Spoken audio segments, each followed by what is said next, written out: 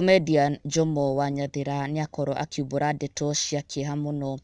Kena family yake nĩmakorwo makĩtigwo na igũtha inene mũno na kĩeha na ihoru inene mũno.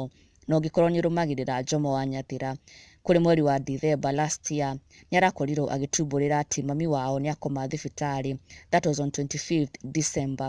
Na agĩcoka akiuga atĩ mweri wa 2021 na mwaka wa 2021 na wa 2022 had been the hardest years for him and his family. Tondũ nĩyo mĩaka ĩrĩa aluzire baba wao, akĩlose wĩra, na rĩu mami wao arakorwo akĩadmitwo thibitarĩ. Na rĩu mũthenya wa ũmũthĩ Njomo wa Nyathira nĩakorwo akiumbũra ndeto cia kĩeha atĩ his mom has sadly rested.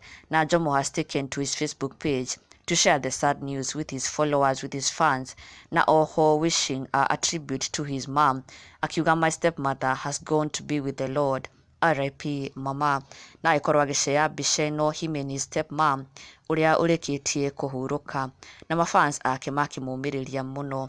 Arĩ igũtha inene mũno, Njomo wa Nyathira akiuga na akiumbũra 2021 na 2022 had been the hardest years for him. Na rĩu ũyũ naguo wa 2023 ndũnanja wega ona hanini kũrĩ na family yake. They have lost his stepmom na nĩarakoretwo akĩamũkĩra ũrigiti. Last month nĩguo akorirwo akĩadmitwo thibitarĩ kũrĩa arakoretwo akĩamũkĩra ũrigiti. Njomo had been updating his fans on the progress.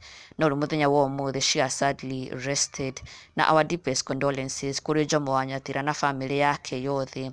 May his mom rest in peace. Na mafans makĩmũmĩrĩria na njĩra nene mũno, sending their condolences na oho kũmĩrĩria Njomo na njĩra nene mũno tondũ it is a big blow kũrĩ na family yake.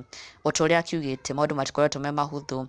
They have been through so much as a family. Na ona nginya Njomo wa Nyathira agakiuga ona nĩakorirwo akĩlose wĩra wake. So much pain and suffering on him and his family. Na may God be with them, may God give them strength and comfort ihinda-inĩ rĩrĩ iritũ. Ngai aromomĩrĩria, and may his mom rest in eternal peace. Na ndũgakĩriganĩrwo gũsubscribe for the latest and trending Kikuyu celebrity news. Never miss an update. Subscribe now.